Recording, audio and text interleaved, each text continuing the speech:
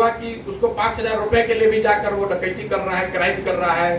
तो शराबबंदी एक गेम बड़ा वजह है मेरी समझ से। 2016 के पहले और 2016 जब शराबबंदी लागू हुआ तब इन दोनों के बीच के आंकड़ों को अगर आप गंभीरता से देखेंगे तो आपको पता चलेगा कि 16 के बाद से स्थिति तेजी से बिगड़ी है। और उसका एक ही वजह समझ में आता है, शराबबंदी। और दूसरा एक नया फिर शिफ्ट आया जब पिछले साल महागठबंधन बन गया। जब आरजेडी सरकार में रहेगी तो निश्चित तौर पर लॉ एंड ऑर्डर की समस्या आनी ही आनी है। मैं आपको एक अपना अनुभव बता रहा हूँ। 2015 में महागठबंधन की सरकार बनी थी तो हम भी उस पूरे अभियान में शामिल थे। 4 ऐसे मंत्री, आज मैं नाम नहीं लूंगा लेकिन आप खुद ही समझ जाइएगा, 4 ऐसे मंत्री आज कैबिनेट में हैं जिनका नाम उस समय भी विधायक जीते थे और उनका नाम आरजेडी की ओर से बताया गया था। नीतीश कुमार जी ने, हम लोगों ने, सब ने मिलकर उस पर ऑब्जेक्शन किया और ये सुनिश्चित किया कि वो 4 लोग मंत्री न बने। आज वो चारों लोग मंत्री हैं। तो जब उस कैरेक्टर के लोग मंत्री रहेंगे, सरकार चलाएंगे, तो लॉ एंड ऑर्डर अच्छा होगा कि बिगड़ेगा?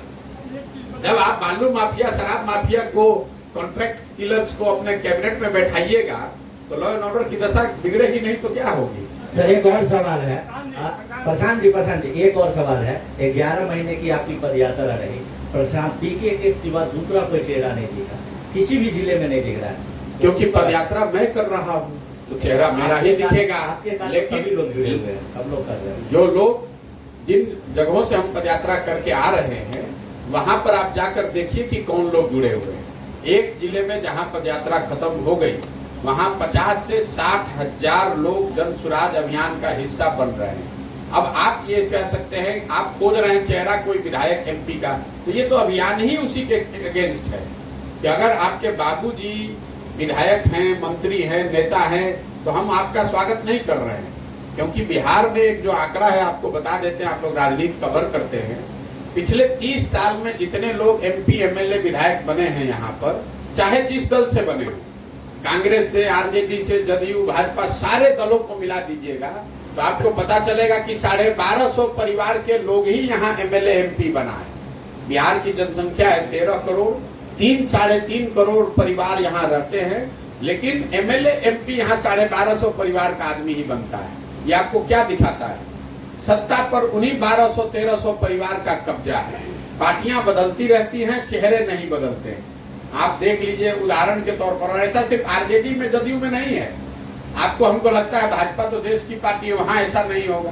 भाजपा के अभी प्रदेश अध्यक्ष कौन है? सम्राट चौधरी।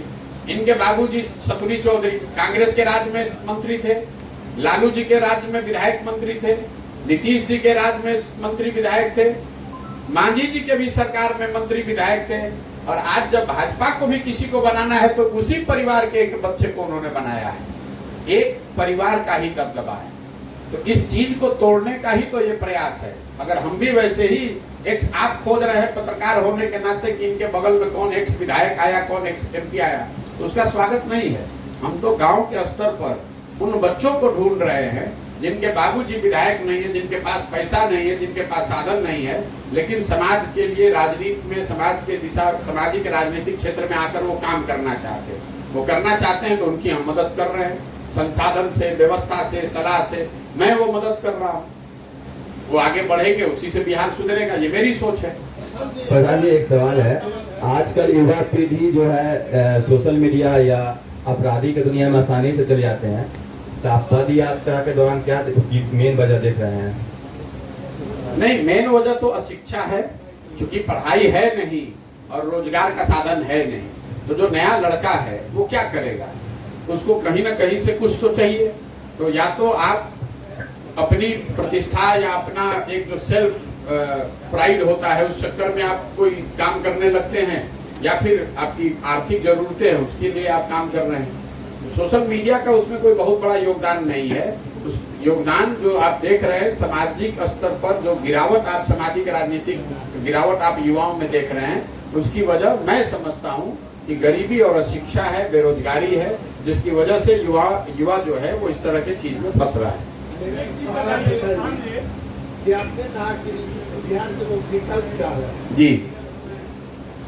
आपने कहा कि मैं कितने दिनों का दौरा कर चुका हूं। जी, क्या उस विकल्प के रूप में लोग आपको देख रहा है? भैया हम विकल्प हमने कहाँ बनाया है? हमने कोई दल तो बनाया नहीं है। आप पहले ये समझ लीजिए कि जन सुराज कोई दल तो है नहीं। आप हमारे भाषणों को भी आपने सुना होगा, हम तो जाकर सामने से वोट किसी से मांग नहीं रहे हैं, हमारा कोई प्रत्याशी है नहीं। हम तो इसके जड़ क्यों बताने की कोशिश कर रहे हैं कि आखिर इतनी समस्या जो हम लोग गिना रहे हैं, ये तो सब लोग जानता है कि ये समस्या बिहार में है, तो ये सुधरेगा कैसे?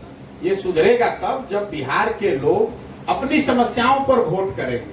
अब लोग ये कहते हैं ना भैया बात तो ठीक है, हम लोग को पढ़ाई रोजगार के लिए वोट करना है, लेकिन हम लोग किसको वोट करें? हमारे पास विकल्प नहीं है। तो ये बात मैंने आपको बताई कि लोग तो ये बता रहे हैं विकल्प नहीं है, तो मैं उनकी मदद कर रहा हूं कि आप मिलकर विकल्प बनाइए। मेरे बारे में जो लोग थोड़ा बहुत जानते हैं वो यही तो जानते हैं कि मैं दलों की नेताओं की मदद करके उनको चुनाव जीतने में सहयोग कर सकता हूं।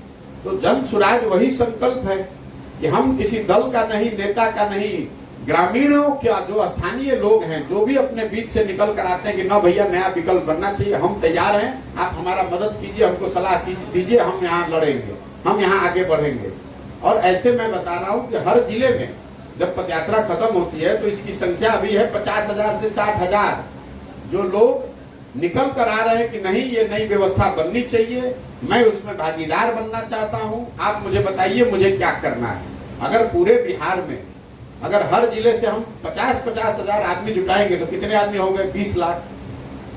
अगर आधा भी रख लीजिए 10 लाख भी, तो 10 लाख लोग अगर एक साथ आएंगे वो मिलकर तय करेंगे कि भैया आगे क्या करना है। मान लीजिए कि पूरा बिहार छोड़ दीजिए, हम समस्तीपुर की पदयात्रा अभी 2 दिन में खत्म कर लेंगे। यहाँ पर जो 50,000 लोग हैं वो अपना जिले और प्रखंड के स्तर पर संगठन बनाएंगे। आप देखिएगा 10 दिन में उसका नाम जारी हो जाएगा कि कौन लोग, ये कहा ना कि दूसरे लोग नहीं दिख रहे हैं, इसलिए नहीं दिख रहे हैं कि भैया रोज आप 15 किलोमीटर चलिएगा तो आप भी दूसरे दिन गायब हो जाइएगा। रोज चलना इतना आसान नहीं है, उनसे अपेक्षा भी नहीं है। लोग अपने अपने गांव पंचायत में चल ही रहे हैं। जो कल हम आए हैं तो लोग कोई आपको अगल बगल नहीं दिख रहा था, हम अकेले आए हैं, बहुत सारे लोग चल कर आए। तो जब वो संगठन बना लेंगे तो वो लोग तय करेंगे कि समस्तीपुर में हम लोग को विकल्प कैसे खड़ा करना है।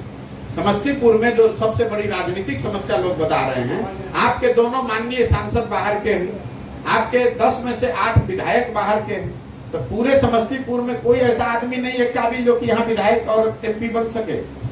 तो समस्तीपुर के लोगों को हमने साथ में बैठाना है और वो लोग मिलकर जिसको तय करेंगे कि ये सुमन कुमार हैं भैया, इनको हम लोग चाहते हैं कि इनको प्रत्याशी बनाया जाए। तो सुमन कुमार को जिताने के लिए प्रशांत किशोर अपना साधन, व्यवस्था, सलाह सब लगाएंगे जन सुराज बैनर के तहत। यही जन सुराज अभियान है कि आप अभी प्रत्याशी नहीं न चुनते हैं, आप और हम मोदी जी के द्वारा, लालू जी के द्वारा, नीतीश जी के द्वारा चुने हुए प्रत्याशी में से चुनाव कर रहे हैं। आप तो प्रत्याशी नहीं चुन रहे हैं।